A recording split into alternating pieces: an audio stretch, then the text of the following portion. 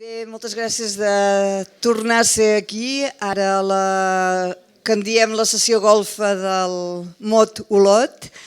I en aquesta sessió tenim dues persones i una pintora.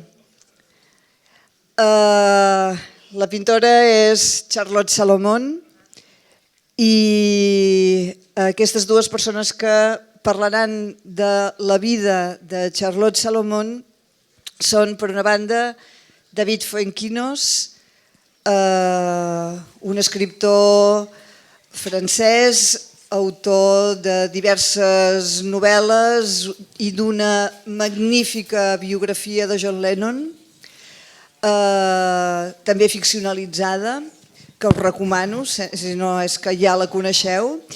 I ara, darrerament, ha escrit aquesta novel·la que es titula Charlotte i que és una novel·la sobre la vida d'una pintora aquarel·lista, sobretot berlinesa, jueva, que va morir a Auschwitz, joveníssima, embarassada, i que va patir una persecució durant anys que la va portar fins al camp de concentració, i durant els anys justament d'aquesta persecució ella va escriure, però sobretot pintar, dibuixar la seva autobiografia a través d'una sèrie de més de 800 aquarel·les que queden recollides en aquest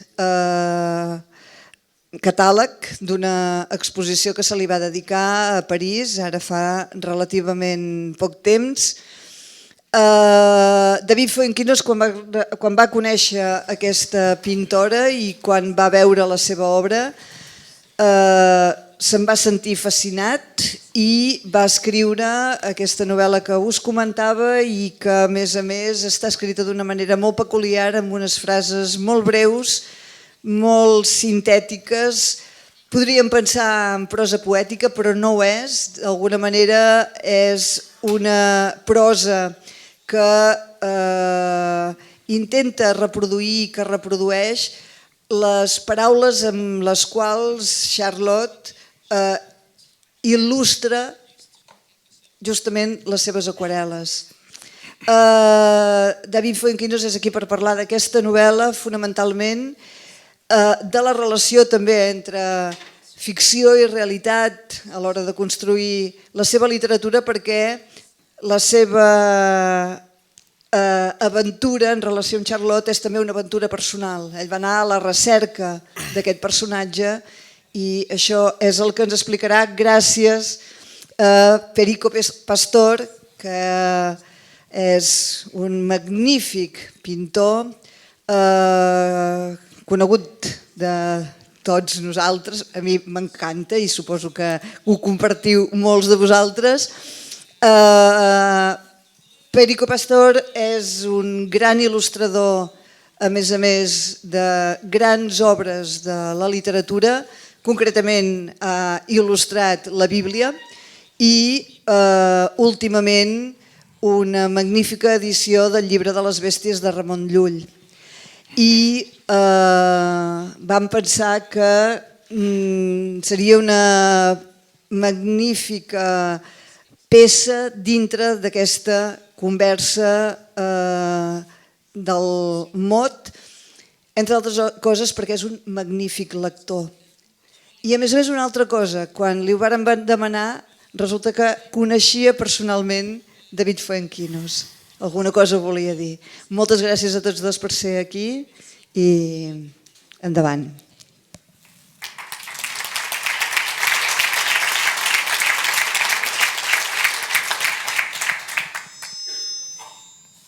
J'y vais. Oui. Començaré. Com ha dit la Mita, quan ella em va escriure un correu per dir et faria il·lusió participar al Mot, vaig pensar immediatament que sí, naturalment, i home, si no t'importa fer una cosa d'un autor francès que és molt bo, jove, tal, David Fontquinos, i vaig esclatar a riure perquè dona la casualitat de que el germà del David Stefan, amb qui va fer La Delicatesse, és company de facultat de la meva dona, que és més jove que jo, i un dels seus millors amics. Per tant, tot i que David i jo ens havíem parlat 10 segons quan va venir a Barcelona per presentar La Delicatesse amb el seu germà, sí, la persona de David m'era familiar, i no només per ser l'amic del Stefan, sinó perquè primer per recomanació del Stefan i després perquè em vaig enganxar, i la meva dona també, som lectors del David. Clar que, i ara ho puc confessar, ja que he dit i encara ho diré més, el molt que m'agrada l'escriptura del David, tinc que confessar, i si sou honestos amb vosaltres mateixos, estareu tots d'acord. Ara direu que no, però quan et ve algú i diu el meu germà petit fa unes novel·les fantàstiques, dius, sí, bueno, vale, sí, simpàtic o tal. Bueno, doncs és veritat, el germà petit del Stefan, el David, fa unes novel·les fantàstiques. Fantàstiques per moltes raons. Primer, per una qüestió d'estil. Estil entès com des del lèxic a la sintaxi. La veritat és que se m'acudeixen imatges molt materialistes, però si algú d'aquí és esquiador, el dia aquell que fa bon dia i enganxes una neu pols d'aquella que sembla que sàpiguis esquiar, que tot et surt, o el dia que estàs en una cala mediterrània i l'aigua està d'aquella manera que et tires a l'aigua i sembla que sàpiguis nedar i que no costa cap esforç. Aquestes són les dues imatges que quan intentava explicar-me el plaer que un treu de l'estil del David em venien al cap. No he trobat una paraula equivalent ni en castellà ni en català d'aquest terme, perquè fàcil és fàcilment derogatori. Sembla que busqui efectes fàcils i que a més no li costi que ho faci amb la gorra. I no és en absolut la idea. Confortable és encara més antipàtic d'usar. La veritat és que la paraula que em venia al cap era una paraula francesa, és aisance. És a dir, aisance, être à l'aise, és estar a gust. És estar com amb una jaqueta, que te la poses jo, aquí s'està bé. Doncs aquesta immersió amb el text, amb l'escriptura del David, és d'aquesta mena. Això ha fet que el David, em sembla, no exagero, que en aquests moments a França és com una estrella del rock. És a dir, és més popular que la Monyos, que no sé com ho traduiria la Marianne, això. Molt popular. Està a tot arreu. I, home, hi ha moltes novel·les i moltes pel·lícules dedicades a detallar el mèrit que tenen els artistes de qualsevol mitjà que estan lluitant enmig de la indiferència de tothom pel seu art, són uns incompresos, no els llegeix, un no compra els seus quadres ningú, al final triomfen, però n'hi ha menys dedicades al desgast que suposa la popularitat i a la necessitat de renovar-se o de no caure amb el parany d'intentar fer una vegada més allò que et va sortir també la vegada anterior. Als pintors ens passa molt. Els galeristes generalment et demanen que facis l'exposició anterior. I s'equivoquen. Si la fas, la gent no és tonta i te la menges, però el galerista fa això. Jo no sé si els editors això ho fan o no, però un mateix pot caure amb el doble perill de dir más de lo mismo, o pot caure amb l'altre perill de dir no, ahora tengo que hacer algo completament diferent. L'estratègia i la gimnàstica que segueix el David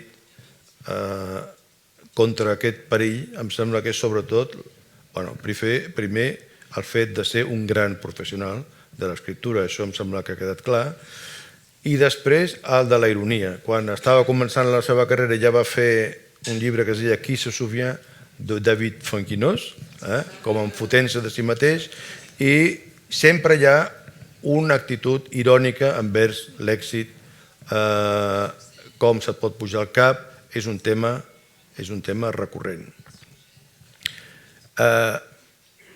Estic segur que l'escriptura de David no li surt tan fàcil com sembla, perquè realment sembla una cosa més que fàcil, sembla una cosa natural, que és l'efecte més difícil d'aconseguir. C'est très difficile d'écrire, David. Tout d'abord, merci pour cette belle présentation. Et le mot aisance, et le fait que je sois plus populaire que... Je ne sais pas, j'ai pas compris qui c'était, mais je veux à tout prix me renseigner, pour savoir si c'est pas Lionel Messi. Alors, est-ce que tu sais, c'est pareil que pour la peinture. Je pense que les questions les plus difficiles sont celles qui sont générales. C'est-à-dire que moi, j'ai écrit 14 romans. Je viens de publier mon dernier roman qui est sorti il y a 15 jours en France. Et Charlotte était mon 13e roman. Chaque livre a été une aventure différente, a été porté par une énergie différente. Avant Charlotte, mon plus gros succès, ça a été La Délicatesse, qui avait aussi très bien marché ici en Espagne. Et c'est un livre que j'ai écrit très rapidement, très facilement, d'une manière bizarre, comme si je n'étais pas l'auteur moi-même. Et Charlotte, c'est l'opposé. C'est un livre qui a pris 10 ans de mon temps, de mon énergie, de toute ma vie. C'est un livre que j'ai abandonné sans cesse, qui a été très difficile à écrire. Pour deux raisons. La première, c'est que j'étais désespéré de voir à quel point Charlotte Salomon était oubliée. Il y avait très très peu de documents sur elle. Donc il y a eu un travail de recomposition, d'enquête, de retrouver des témoins. Et en même temps, c'est un livre d'admiration, d'amour d'une certaine manière. C'est une biographie émotionnelle. J'ai mis des années à savoir comment écrire son histoire, comment mettre des mots sur ce que je ressentais. C'est pour ça que ce livre raconte évidemment toute la vie de Charlotte Salomon, mais aussi mon rapport à elle, tous les moments où je suis allé sur ses traces. Donc celui-là, c'était un livre qui a été extrêmement long, que j'ai souvent abandonné, j'ai cru qu'il n'existerait jamais. Ça m'attristait beaucoup parce que dès que je rencontrais quelqu'un, je lui disais « Mais tu connais Charlotte Salomon ?» Et les gens ne la connaissaient pas, ou de moins en moins. Maintenant, on parle, le livre est sorti il y a 2 ans en France et a connu un succès extraordinaire. Il y a beaucoup de conséquences. Maintenant, elle est étudiée par les jeunes, son travail, son œuvre. Et ce succès a été au-delà de tous mes espoirs. Le livre est sorti il y a quelques mois en Espagne avec un petit peu moins de succès, mais ça n'avait pas d'importance. Parce que pour moi, chaque lecteur qui découvrirait à travers mon livre l'histoire de Charlotte Salomon compterait pour moi. Et c'était magnifique de voir comment, quand le livre est sorti, elle est remontée dans les moteurs de recherche sur Google. Il y a plein d'images. Maintenant, en France, il y a une grande exposition. Il y a eu des commémorations partout où elle a vécu. Donc c'est une jeune femme, comme tu l'as bien raconté, qui est une jeune femme allemande qui dans les années 30 a dû quitter l'Allemagne et s'est réfugiée dans le sud de la France. Et c'est vers Nice, sur la Côte d'Azur, qu'elle a peint son œuvre extraordinaire, qui est une œuvre autobiographique. Ce sont des tableaux qui racontent son histoire, accompagnés de textes littéraires, d'indications de musique. Et moi, j'allais sur toutes les traces de Charlotte Salomon, et notamment tout le temps devant la chambre d'hôtel où elle a peint. Et la réceptionniste en avait marre de moi, elle me prenait pour un psychopathe. Et avec le succès du livre maintenant, il y a eu des cérémonies, on a mis une plaque commémorative, et tous les lecteurs en France vont devant l'hôtel pour voir où a peint Charlotte Salomon, et viennent embêter la réceptionniste. Donc c'est le pouvoir de la littérature.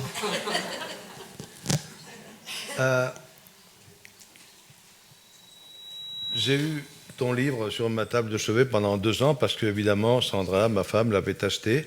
Elle aussi avait visité l'exposition d'Amsterdam. Et elle est revenue sans le catalogue, hélas, parce que le catalogue pèse 14 kilos. Mais en me parlant de cet artiste qu'elle avait découvert, vraiment extraordinaire, de cette exposition sublime. Mais voilà, j'ai eu ton livre pendant 2 ans sur ma table de chevet, avec très envie de le lire. Et sans l'avoir sur ma table de chevet, j'ai eu cette image, cette question sur cet artiste, Charlotte Salomon, dont m'avait parlé Sandra. Ceci dit, j'avais un peu la même réaction quand on m'a dit que le frère cadet de Stéphane écrivait du livre. Ah oui, on se demande, en tant que peintre, unas preguntas, si la réputation de Charlotte Salomon serait la même si elle n'avait pas péri à Auschwitz. Ce n'est pas une question insignifiante. Je vais couper court à tout suspense, parce que si elle n'avait pas péri à l'Holocauste, elle serait toujours un peintre extraordinaire. Elle serait une artiste extraordinaire, parce que venant d'un milieu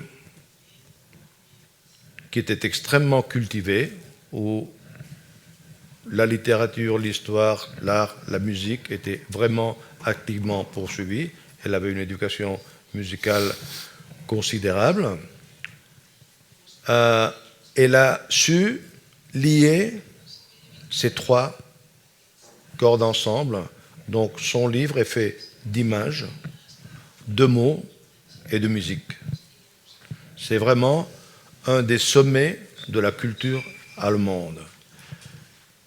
Et là, si tu me permets, pendant 5 minutes, je vais résumer avec un peu plus de détails le livre.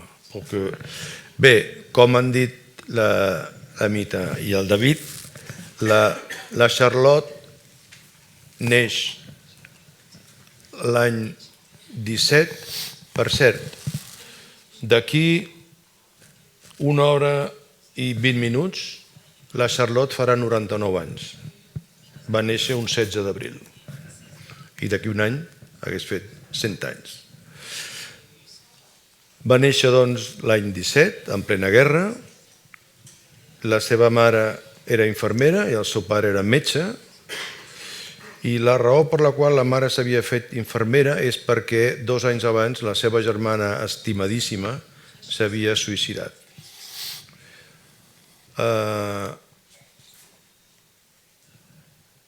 Va conèixer el pare al front, es van casar, va continuar la guerra i la Charlotte va néixer en un medi realment culturalment privilegiat.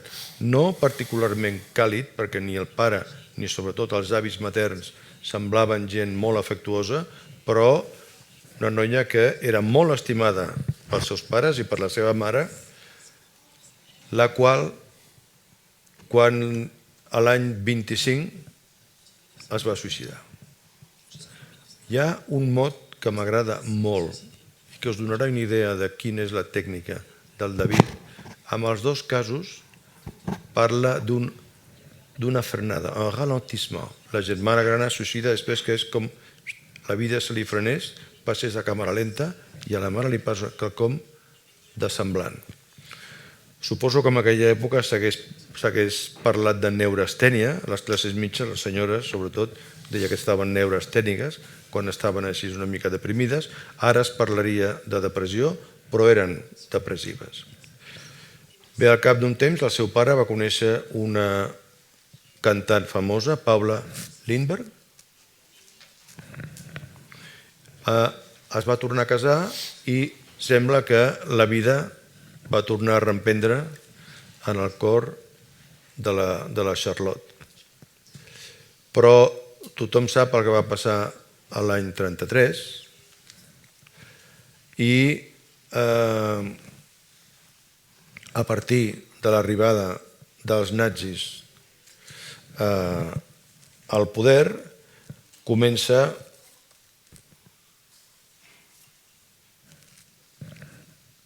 un nou període en la vida de la Charlotte. David cita una frase del Billy Wilder que diu: de nosaltres, els pessimistes van acabar a Hollywood, com ell, que va fugir, i els optimistes van acabar a Auschwitz. Clar, retrospectivament, tenia un gran sentit de l'humor, molt jueu. Retrospectivament, és molt fàcil dir: per què no vam marxar tots? Clar, per què no vam deixar les direccions d'orquestra, les càtedres d'universitat, les exposicions en marxa, les seves editorials, la seva terra, el seu idioma, el pare de la Charlotte havia sigut combatent, l'Alfred Bolson també, tota aquella gent havia donat tot per a aquell país i ara, clar, sapiguent el pa que s'hi donava, ara és fàcil de dir, però és molt comprensible que molta gent es quedés.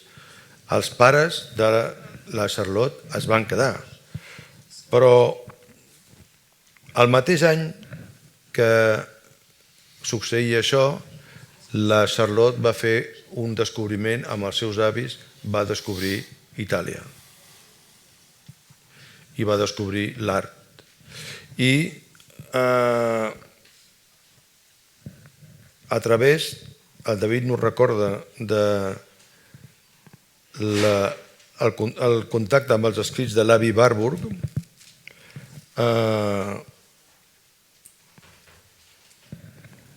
la Charlotte decideix que farà Belles Arts. Li costa molt d'entrar i al final, l'any 38, resulta que ni això li val. No li donen el títol perquè és jueva. Això quan tenia tancades absolutament totes les portes. Els seus avis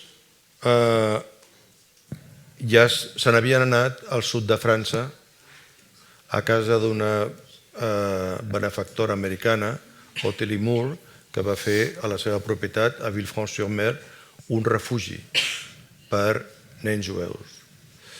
Allà van anar a parar els avis i al cap d'un temps també la Charlotte va anar a refugiar-se allà. Quan França va ser envaïda pels alemanys, en un moment difícil, l'avi les avis de la Charlotte i la Charlotte van ser ingressats en un camp de concentració a Gurs, del qual van poder tornar a escapar i es van tornar a instal·lar. Però l'àvia de la Charlotte també es va suïcidar. I això va fer que l'avi de la Charlotte també perdés totalment els pedals i acabés bastant més que sonat. Bé, estem davant d'una vida realment difícil, no precisament afavoridora de la creació, i és en aquesta circumstància, quan ja li ha fallat tot, fins a l'avi, que la Charlotte decideix que ha de fer una obra seva. I aquesta obra és això que tenim aquí. Durant 2 anys es tanca en aquest hotel i no fa més que això, no fa més que explicar-se la seva vida i explicar-se la vida amb els mitjans que havia adquirit durant aquests anys, amb la imatge, la paraula i els ecos de la música que havia sentit. David, est-ce que ce sont les difficultés dans la vie de Charlotte qui t'ont attiré, puisque je t'ai présenté comme quelqu'un qui avait connu un énorme succès très jeune et d'une façon apparemment facile. Est-ce que le fait d'avoir tombé sur ce personnage, à part sa fascination comme artiste et la biographie, est-ce que c'est une des choses qui t'ont attiré chez Charlotte? Alors, il y a plein de choses dans ce que tu as dit, hein, de la vie de Charlotte, on y reviendra sûrement. Dans mon livre, je raconte aussi comment la rencontre s'est produite et pourquoi elle m'a autant troublé. Et je ne peux pas répondre à la question de savoir pourquoi j'ai été autant fasciné et autant obsédé par elle. Il y a une sorte de coup de foudre total et avant tout artistique. Charlotte Salomon, pour préciser, c'est une jeune femme qui en 1938 a intégré les Beaux-Arts de Berlin. Et vu sa condition, c'était quelque chose d'exceptionnel. Et elle a obtenu le premier prix. Tu l'as dit, elle n'a pas eu le droit de le recevoir. Et on est face à quelqu'un qui avait une immensité de culture et d'intelligence et de beauté artistique qui, pour tous ceux qui ont été face à cette œuvre, c'est absolument saisissant. Après, si j'ai été autant troublé par elle, c'est que j'ai mis du temps à comprendre qu'elle faisait écho à beaucoup de choses qui me touchaient.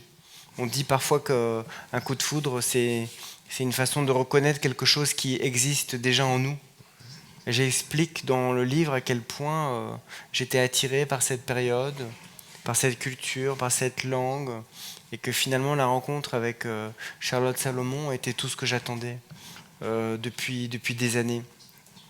Ce que je voudrais dire avant tout, c'est que quand tu as résumé la vie absolument tragique et effroyable de Charlotte Salomon, et parfois quand on lit mon livre, les gens me demandent si j'ai pas inventé des choses, tellement c'est une succession de blessures, de souffrances, de difficultés, mais tout est vrai.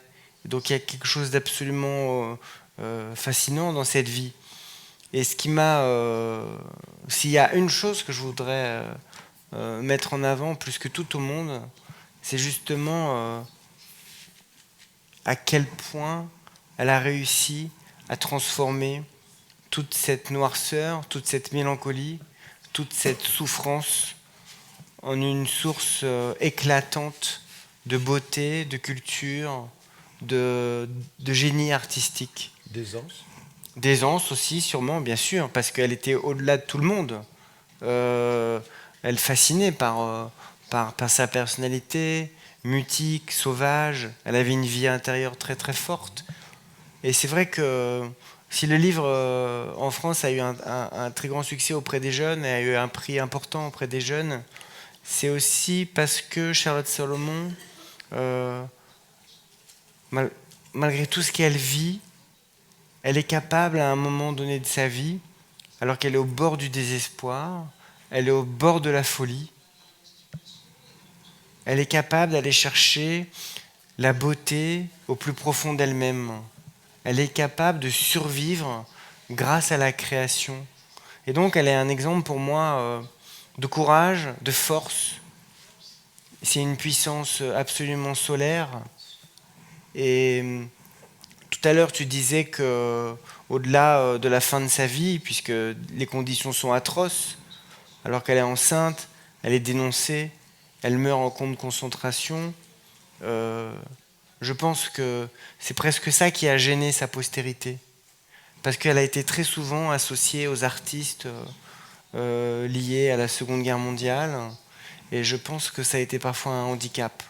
Et que quand on est face à son œuvre, que j'étudie moi depuis 10 ans, toutes les personnes qui découvrent certains de ces tableaux, j'espère que ce soir, au-delà de lire le livre ou pas le livre, vous aurez envie d'aller feuilleter le catalogue, aller sur Internet, voir quelques dessins pour approcher ou effleurer le début du génie de Charlotte.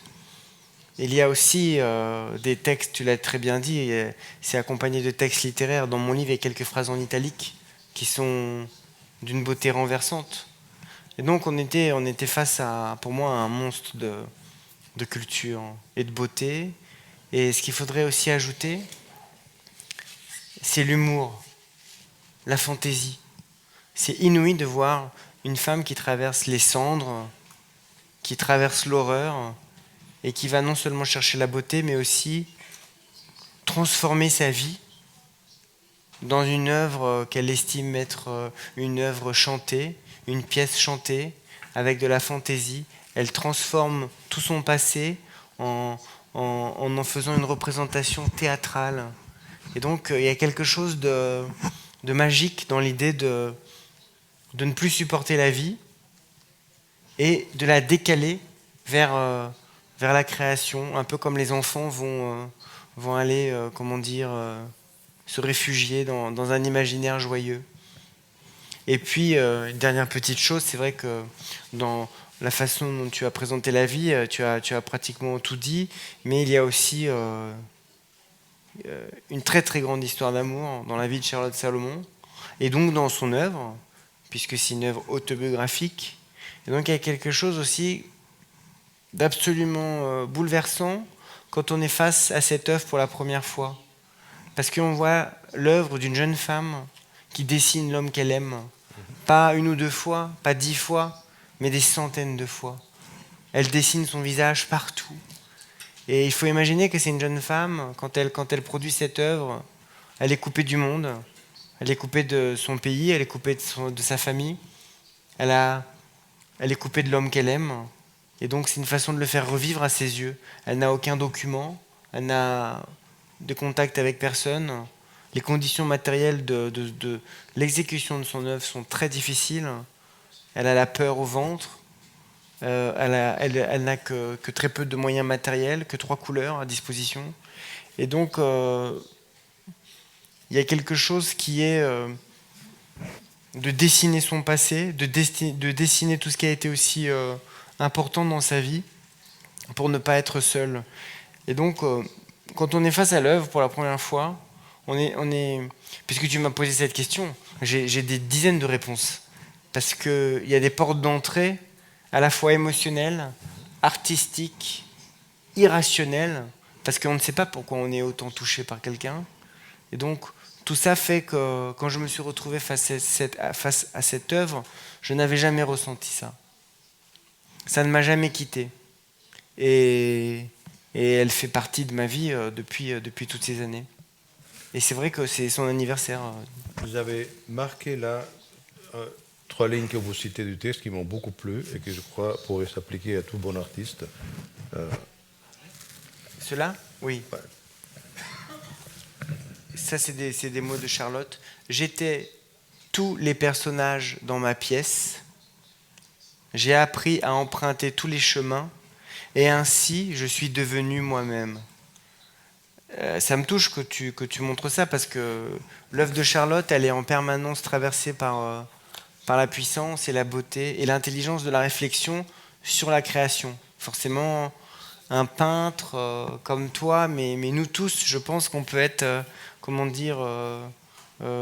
admiratif ou ému de voir comment elle a pensé la vie, comment elle a transformé la souffrance, et comment elle a fait ce que nous cherchons tous à faire, c'est-à-dire finalement trouver le chemin qui nous mène à notre source, à la compréhension de nous-mêmes.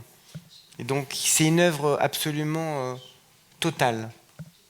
Et en même temps, ce que j'aime chez elle, c'est que c'est aussi une œuvre divertissante, avec des indications de musique. C'est joyeux par moments, c'est vivant. Elle emprunte aussi bien des références à Bach, à Schubert, que des chansons populaires allemandes ou françaises. Dans ce que je ne voulais pas esquiver le sujet de l'histoire d'amour. Oui, je sais. Au contraire. J'imagine. Je la réservais pour plus tard parce que, en fait, il y a 2 histoires d'amour. Quand elle connaît Alfred Wolfson, c'est le nom ? Oui. C'est une relation extrêmement asymétrique. Oui. C'est un homme fascinant, extrêmement énergique, presque diabolique, extrêmement talentueux sur beaucoup de terrains, qui la bluffe absolument quand elle le découvre, surtout cette vitalité et cette absence totale de manières, de préjugés, dans un milieu comme le sien, qui était quand même pour l'Allemagne, extrêmement formel, très sérieux, avec peu d'épanchement. Il arrive chez la Paula et il commence à la sermonner. Et je pense que Paula, à ce moment, était un peu comme la Calas en Allemagne. Ce petit prof de chant, il dit, vous chantez mal, ça fait 2 ans que vous ne faites pas de bons disques, et patati patata. L'autre, elle est comme ça. C'est que c'est un tio impressionnant. Donc, elle c'est une gamine qui a très peu d'expérience du monde, parce qu'en fait, elle n'est même plus au lycée. Elle a été chassée du lycée, elle est chez elle. Et voilà. Et elle tombe sur ce mec. Non, elle est déjà aux Beaux-Arts. Non, elle n'est pas encore aux Beaux-Arts, mais alors, ce que tu viens de dire, c'est exactement ça. Parce que très souvent, on a tendance à juger les histoires par le prisme de ce qu'on connaît, de ce qu'on vit. Mais tu as complètement raison, parce que il faut replacer dans le contexte. À ce moment-là, Charlotte est interdite de toute vie sociale. Elle n'a plus le droit d'aller à l'école, elle n'a plus le droit de se promener, elle ne voit pratiquement plus personne, elle n'a plus le droit d'aller dans les parcs, dans les cafés. Et donc, avec sa belle-mère, qui a été une immense cantatrice, elles sont recluses, elles sont déchues. Elles n'ont plus le droit de vivre.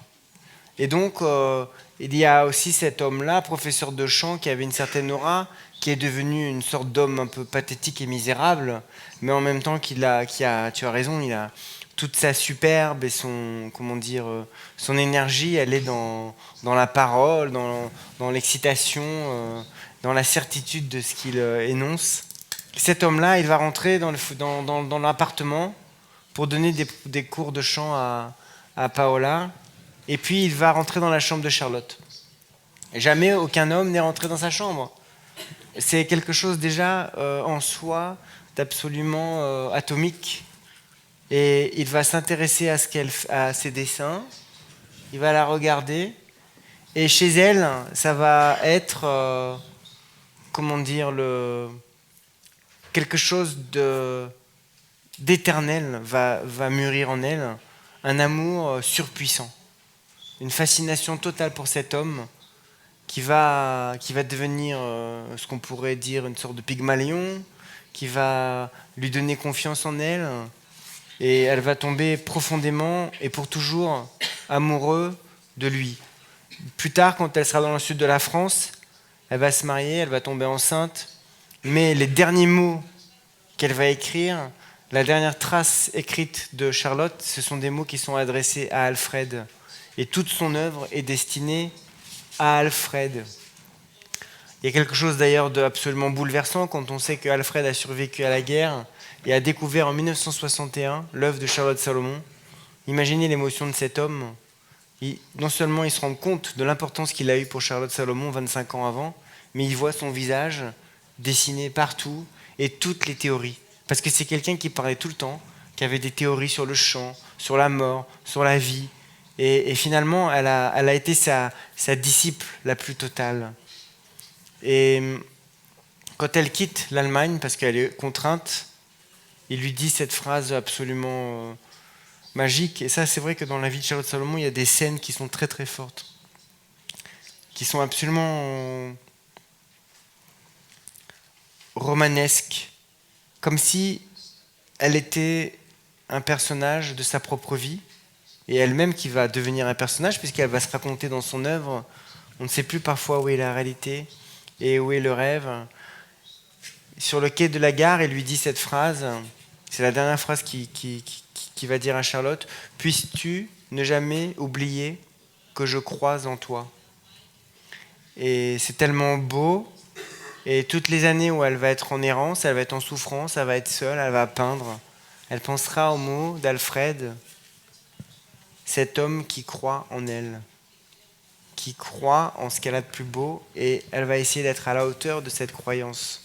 Et finalement, au-delà de leur histoire, ce sont, les mots et la présence de cet homme qui vont propulser aussi Charlotte Salomon à se dépasser et à aller au plus profond d'elle-même pour pouvoir peindre cette œuvre. Donc, cette vie au théâtre, qui est le nom de son œuvre, c'est aussi une déclaration d'amour saisissante.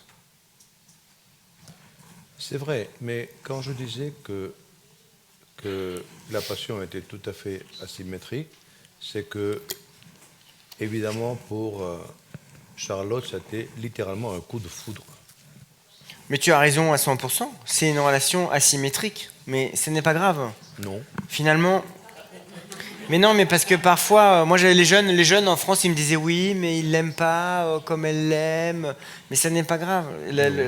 L'amour, c'est aussi un terrain d'entente, et ils vont tous les deux trouver quelque chose.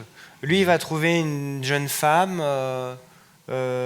jolie, sensuelle, qui va s'offrir à lui d'une manière démesurée, qui va l'écouter comme un Dieu vivant, et il va s'en amuser un peu, mais en même temps, il va aussi lui prodiguer des choses qui sont essentielles dans sa vie. Et elle va en faire un mythe démesuré. Et donc, c'est le premier homme avec qui elle va avoir une relation physique. C'est plutôt un homme à femme, c'est un artiste éparpillé. Mais finalement, ces deux-là se rencontrent et elle dit des choses. Elle écrit des choses magnifiques dans son œuvre. Ils sont tous les deux dans un café et il lui dit « Un jour, nous serons tous les deux reconnus ». Et finalement, Alfred Wolson passe la postérité, non pas par toutes ses théories, quoiqu'elles sont... il y a des disciples à Londres et il y a une école qui travaille sur les pensées d'Alfred. Mais finalement, Charlotte lui offre la postérité, d'une certaine manière. Et surtout, moi, ce qui m'a aussi troublé beaucoup dans toute cette histoire, c'est l'idée de la survie, ou en tout cas l'idée que une des théories d'Alfred, il faille mourir une première fois pour pouvoir vraiment accomplir l'amour et la beauté. Et donc, lui, il a failli mourir, elle a traversé la mort en permanence. C'est pour ça qu'ils se définissent tous les deux comme la jeune fille et la mort, en hommage à Schubert. Et finalement, ils vont dépasser tout ça pour faire en sorte que ce soir, à Olot, on est en train de parler d'eux, quoi. Non, quand je disais qu'elle était asymétrique, ce n'était pas du tout péjoratif, c'était simplement le point de vue et le fait que, comme il arrive souvent dans ce genre de relation, oui, elle est absolument fascinée par lui, il est ébloui, il a été bluffé, c'est son premier homme, c'est un homme intelligent, sensuel, pour elle un homme du monde, et du monde extérieur au sien, qui est quand même assez rigide. Et elle est vraiment éblouie. Ceci dit, on a souvent l'impression dans ce genre d'affaires que, d'abord, Alfred est extrêmement flatté, elle était évidemment très belle, de beaucoup de façons, elle avait l'air très sensuelle, elle avait l'air très forte, et en même temps très paisible. Donc c'était vraiment une femme extrêmement belle, elle devait être une jeune fille extrêmement belle. Donc lui, il est flatté, mais en même temps, ce n'est pas une minette. Évidemment, ce n'est pas une gamine avec laquelle on peut s'amuser. Elle est d'une telle intensité que j'ai l'impression qu'Alfred est extrêmement flatté et par moments tétanisé de peur. C'est-à-dire dire aïe aïe aïe, qu'est-ce qu'on a fait là? Ceci dit, ce qui est remarquable chez lui, c'est qu'il se comporte extrêmement bien avec Charlotte. Il est toujours très clair avec elle et il fait le plus important. Il lui dit je crois en toi et je crois en ce que tu fais. Et il est très clair avec elle tout le temps. Tout le temps. Et d'ailleurs, c'est ce qu'elle retranscrit. Mais je pense que tu as raison à 100% sur ta perception de cette histoire. Parce qu'évidemment, ce qui est compliqué, c'est que Charlotte, elle parle beaucoup d'eux, mais elle ne peint pas son intimité. Il y a quelque chose d'absolument aussi secret dans cette histoire. Qu'on peut, en enquêtant, en comprenant, en regardant ces tableaux, on peut imaginer l'intensité sensuelle que leur histoire a eue. Mais c'est leur histoire. Mais donc du coup, on peut la penser, on peut l'imaginer, on peut la rêver avec ce qu'on a comme élément. Et j'aime bien le fait que tu dises que il ait pu à un moment donné être effrayé par l'intensité qui était celle de Charlotte. Parce que je pense que c'est vrai. Je pense que il l'a protégée aussi jusqu'au bout. Alors qu'il s'en amuse au début un petit peu, mais pas méchamment. Et finalement, ils vont avoir un terrain d'entente très très fort. Mais très court. On parle de quelques rencontres, hein, pas plus. Mais il y a une deuxième histoire d'amour, qui est l'histoire d'amour avec Alec, avec le père de son enfant, qui est tout à fait différente. Et là, soudain, quand on a commencé à parler d'amour, je me suis rendu compte que je voyais ce père de l'enfant avec les traits de l'acteur de la délicatesse, du deuxième. C'est-à-dire un personnage comme ça. Alors là, tu vois, on m'avait jamais dit ça. Hein. Ça m'est venu comme ça. Mais il y a quelque chose de... Ah oui, c'est très juste parce qu'elle n'est pas amoureuse de cet homme. C'est juste qu'il est là, il tombe au bon moment et que finalement il va la réconforter. Et en plus, il boite un peu, il est atypique. Tu sais... Oui, mais le deuxième acteur, comment s'appelle-t-il? François Damiens. François Damiens, c'est pas un toréador non plus. Quand il apparaît dans la qualité, il est gauche, il est pâteau. Non, mais, voilà. Je crois que finalement, on se rend compte que moi j'ai écrit des livres assez différents et j'essaie toujours d'avancer, d'explorer et surtout j'essaie d'être sincère avec ce que j'ai au moment où j'écris les choses. Et j'aime pas reproduire ce que tu disais un petit peu tout à l'heure, mais on se rend compte qu'il y a forcément des obsessions permanentes et que ce que j'ai mis dans la délicatesse, c'est peut-être des choses qui m'ont touché dans l'histoire de Charlotte. Ce que j'ai mis dans la délicatesse, c'est sur la résurrection, tout comme toute la vie de Charlotte, c'est dépasser la mort et vivre à nouveau. Et ce sont des choses qui me touchent puisque moi j'ai été très gravement malade à l'âge de 16 ans et j'étais opéré du cœur. J'ai passé des mois à l'hôpital et c'est quelque chose qui a changé ma vie. C'est quelque chose qui... je suis dans l'énergie pure des survivants. Et c'est vrai que ça m'a amené vers la création, la littérature, la sensualité, l'amour de la peinture et d'une manière générale la vie artistique. Et donc je me suis rendu compte aussi qu'à travers plusieurs de mes romans, que ce soit la délicatesse quand Nathalie se met à revivre, toute la thématique de Charlotte et les souvenirs aussi, Los Recuerdos. Il y a beaucoup de livres comme ça qui tournent autour des mêmes obsessions, tout en étant absolument différents. Et c'est ça qui est aussi, c'est la part, la part souterraine de nos obsessions. C'est un peu comme le tunnel là, qu'on a pris pour venir ici, quoi.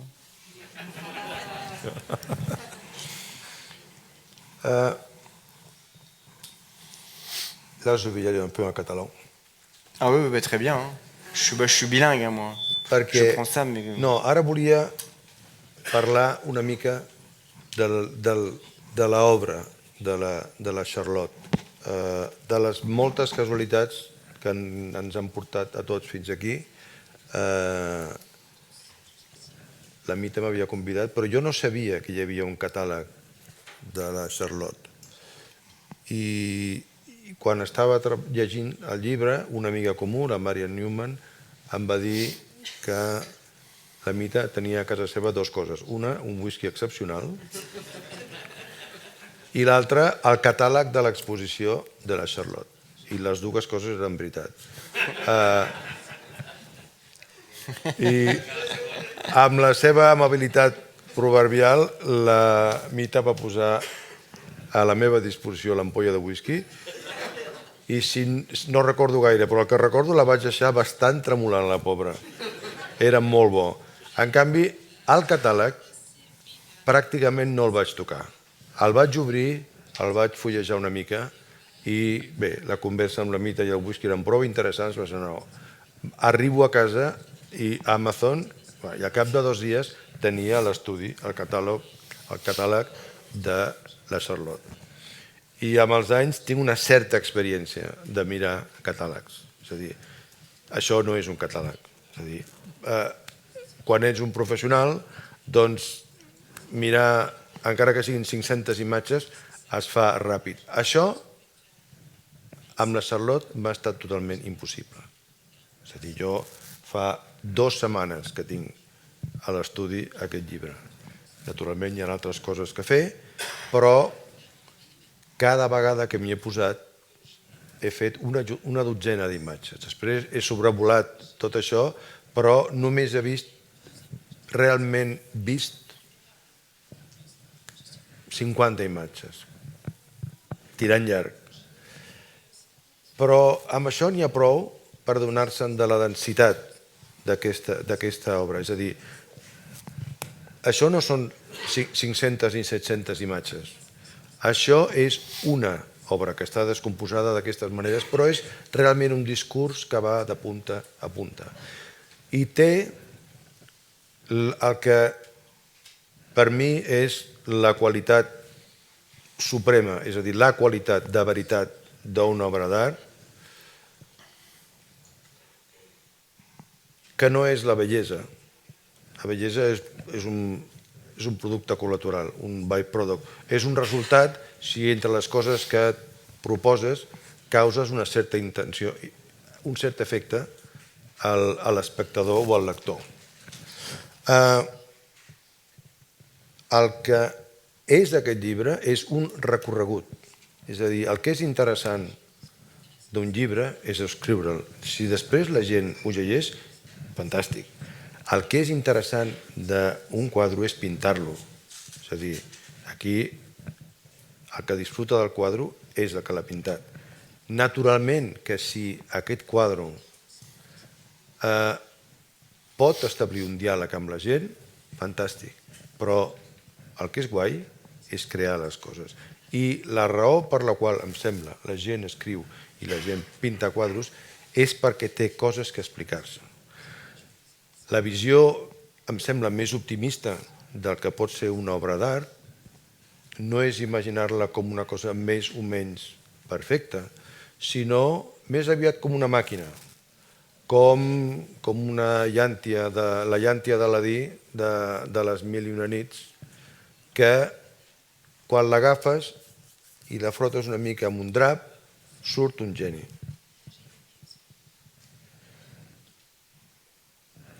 Per tant, no és la bellesa. D'alguna manera, la bellesa pot ser un obstacle. És a dir, imaginar l'obra d'art com una esfera rodona, polida, sense taca, és una, em sembla, visió bastant estèril. Aquesta obra de la Charlotte, la bellesa ja està més enllà. És a dir, és una persona que no vol parlar de si mateixa. No t'està explicant la seva vida, perquè també aquesta explicació va més enllà. És a dir, és realment una gran obra d'art, perquè no és una autobiografia, evidentment no és una persona que estigui fent allò que es fa massa sovint amb l'art actualment, que és vendre't les seves penes perquè el compadeixis i diguis, oh, pobret, en absolut. Tot això, i ho ha pagat un preu caríssim per tot això, però la Charlotte ha arribat a un monestar en què aquestes coses són indiferents. És a dir, va per feina, no sap que ha de morir al cap de 2 anys, però té bastant clar que hi ha possibilitats de que no visqui massa. Més aviat tenia la sensació de que no podia viure 2 anys. Per tant, estem davant d'una obra que miraré llargament i no m'estranya la impressió que t'ha causat, perquè no és una impressió plàstica, és realment una impressió afectiva i intel·lectual alhora. És a dir, estàs davant d'una obra que demana molt de temps per ser, amb la qual es pot parlar molt de temps. Jo crec que tota una vida. Muchas gracias. C'est le peintre, il fallait que je le dise. Ah oui, non, mais j'ai fait beaucoup de rencontres sur ce livre depuis 2 ans. Et je vis avec Charlotte, mais je dois avouer que ton analyse, ton sentiment est vraiment magnifique et très très juste. Et ça me touche parce que je sens que que finalement la façon dont tu as parlé de comment tu as le catalogue et comment tu prends du temps et que parce que c'est très dense et que ça fait 2 semaines et je sais que tu as d'autres choses à faire et que et finalement j'ai l'impression que mon rêve en fait quand j'étais animé comme ça par ma relation obsessionnelle avec Charlotte, je suis allé tellement de fois à Berlin, partout où elle a vécu. C'est pas un livre de journaliste. J'avais juste besoin d'être au plus de la ressentir. Je raconte dans mon livre à quel point on peut rencontrer quelqu'un en allant sur ses traces. Je crois en la mémoire des murs, en la mémoire de l'air, si j'ose dire. Et j'avais le sentiment souvent d'être seul dans mon cheminement et quelque chose me manquait qui était celui du partage. J'étais animé par ce rêve de pouvoir enfin écouter d'autres personnes brillantes s'emparer de Charlotte, d'aimer Charlotte, de travailler sur Charlotte, de faire en sorte qu'elle fasse partie de leur vie aussi, en tant qu'artiste, en tant que femme, en tant que comment dire, en tant que mémoire. Et, et ça me rend très heureux en fait. Il y a un autre fragment que j'avais choisi, qui est le fragment de la difficulté. Oui, ça c'est à propos de... Puisque j'écris dans ce roman comment j'ai écrit l'histoire, je parle de mon enquête, des gens que j'ai pu rencontrer à propos de Charlotte. Et donc j'écris à un moment donné que pendant des années j'ai pris des notes. J'ai parcouru sans cesse son œuvre. J'ai cité ou évoqué Charlotte dans plusieurs de mes romans. J'ai tenté d'écrire ce livre tant de fois. Mais comment? Devais-je être présent? Devais-je romancer son histoire? Quelle forme mon obsession devait-elle prendre? Je commençais, j'essayais, puis j'abandonnais. Je n'arrivais pas à écrire 2 phrases de suite. Je me sentais à l'arrêt à chaque point. Impossible d'avancer. C'était une sensation physique, une oppression. J'éprouvais la nécessité d'aller à la ligne pour respirer. Alors j'ai compris qu'il fallait l'écrire ainsi. Là, c'est vrai que tu fais allusion au fait que ce livre, je l'ai abandonné si souvent et quelque chose m'a libéré. C'est en allant à la ligne, en mettant de la douceur dans le récit, presque comme un chant. Et aussi très, très justement, voilà, en rendant aussi une forme d'hommage à la version, enfin, à ce qu'a voulu faire Charlotte aussi d'une certaine manière, en mettant une forme de douceur et de légèreté dans la tragédie. Et c'était un peu fou d'écrire le livre comme ça parce que j'avais des contraintes de signes, parce que je ne devais écrire qu'une seule phrase par ligne. Et j'ai écrit pendant 2 ans avec ces contraintes-là. Bon, pour la traduction espagnole, ça fonctionnait. Il y a d'autres langues comme l'allemand, c'était plus dur de mettre en une phrase. J'avoue que quand j'ai commencé le livre, je me suis dit pourquoi il se met à écrire comme ça, David, maintenant, quand même. Mais je n'ai pas eu à attendre à la page 70 pour me rendre compte que ça marchait parfaitement. J'explique, voilà, au bout d'un moment, pourquoi je l'ai écrit comme ça. Et je peux vous dire que c'était assez incroyable ce qui s'est passé, parce que le livre, quand il est sorti en France, tout le monde l'a ouvert et se demandait ce que c'était. Tout à l'heure, je disais que ça n'avait pas d'importance. C'était la seule façon avec laquelle j'avais pu écrire ce livre. Ça n'avait aucune importance que ce livre... Enfin, c'était évident qu'il aurait beaucoup moins de succès que mes autres livres. Et finalement... les gens se sont emparés de cette forme et le livre a été vraiment un succès extraordinaire parce que la forme épouse entièrement le récit. parce que je crois que, comme dans le cas du catalogue, il ne s'agit pas de beauté, il ne s'agit pas d'autobiographie, il ne s'agit pas d'anecdotes, il ne s'agit certainement pas de tableau. Dans le cas du livre, dont le sujet est bien évidemment la vie de Charlotte, ce que le lecteur ressent, et un des moyens dont tu te sers, c'est cette écriture à la ligne, c'est exactement le parcours et la difficulté du parcours. C'est comme un allaitement, il faut s'arrêter parce qu'on a le souffle coupé, il faut s'arrêter, et le lecteur fait la même chose, de la même façon que le regardeur de catalogue ne veut pas regarder le catalogue comme ça parce qu'il s'arrête. Et il faut s'arrêter parce que tu racontes beaucoup de choses en très peu de pages. Et ça, on le ressent, c'est-à-dire on le ressent, l'effort qui est comme un miroir de l'effort qu'a fait Charlotte pendant qu'elle travaillait. Ça, c'est très juste aussi, parce que j'ai fait beaucoup. J'ai aussi. J'ai tellement travaillé sur l'époque, sur les personnages secondaires, sur toutes les lectures de Charlotte, et j'ai progressivement épuré de plus en plus.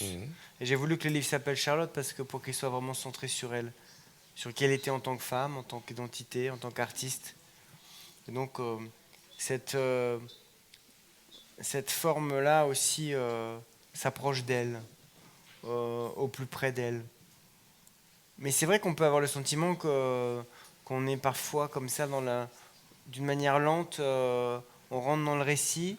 Mais tous les lecteurs beaucoup de lecteurs en tout cas, qui ont lu le livre, ont dit que progressivement le rythme s'accélérait. Et que cette forme-là faisait que finalement, à l'image de la vie brève, extrêmement intense de Charlotte Salomon, on était comme ça dans cette course effrénée vers la fin de Charlotte, avec ce rythme-là d'écriture. Et c'est ce qui est aussi bouleversant quand on voit les tableaux de Charlotte. Parce que c'est quelqu'un qui a une estime de son œuvre. C'est une grande artiste. Elle est obsédée par l'idée qu'elle doit finir coûte que coûte, avant qu'il soit trop tard. Elle ne sait pas ce qui peut arriver, mais elle sait qu'elle est en danger.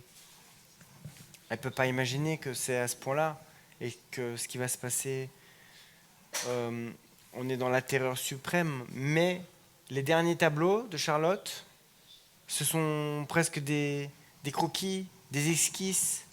Elle ne peint pas, mais elle court. Le trait devient... elle exécute la dernière partie de son œuvre dans une forme d'urgence, de nécessité de finir coûte que coûte. Et d'ailleurs, tout à l'heure, on parlait de la scène sur le quai de la gare avec Alfred, absolument romanesque. Mais il y a sûrement une scène encore plus puissante dans la vie de Charlotte, c'est que quand elle finit son œuvre, elle classe, elle numérote, elle range tout précisément. Elle sait exactement comment son œuvre doit être vue, doit être montrée au public. Et elle va voir son médecin dans le sud de la France et elle lui confie toute son œuvre en lui disant cette phrase magnifique, en lui disant « c'est toute ma vie ». Et c'est grâce à cet homme qu'on a la chance de pouvoir avoir l'œuvre de Charlotte Salomon. Parce qu'elle a eu l'intuition de survie artistique qu'il fallait confier son œuvre à un homme en qui elle avait confiance.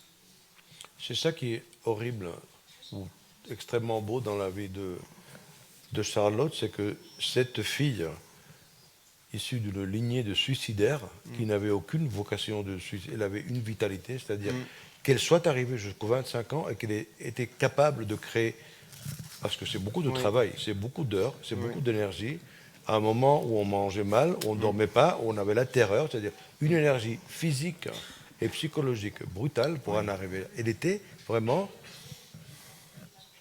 Et voilà, 25 ans.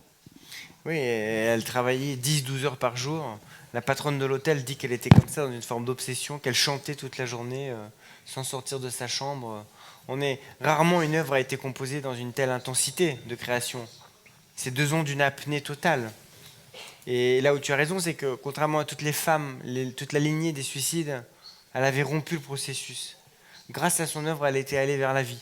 Si bien qu'après, elle a même pu porter la vie en étant enceinte.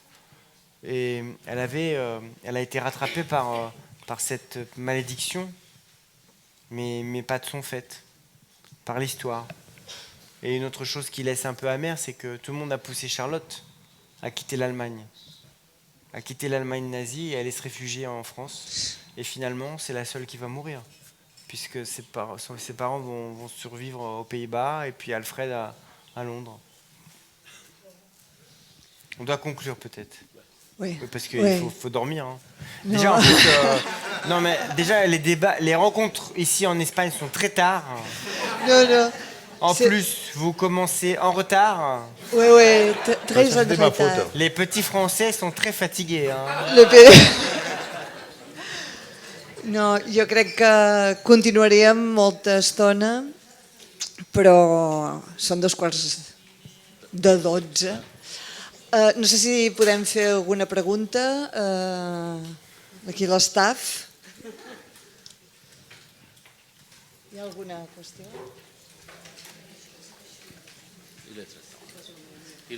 Alors, Perico, acaba. Jo no tinc preguntes.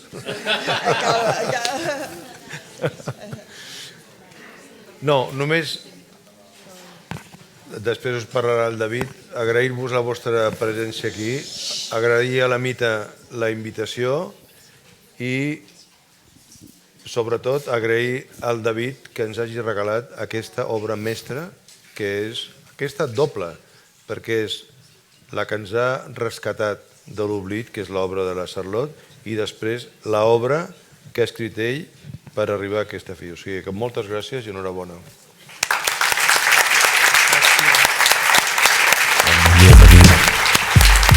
Merci beaucoup.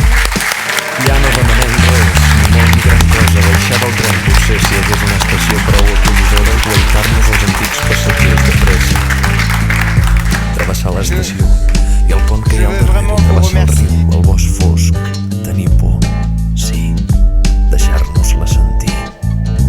Paura. Vraiment magnifique rencontre. Et j'ai un seul conseil, ne bois pas trop de whisky ce soir.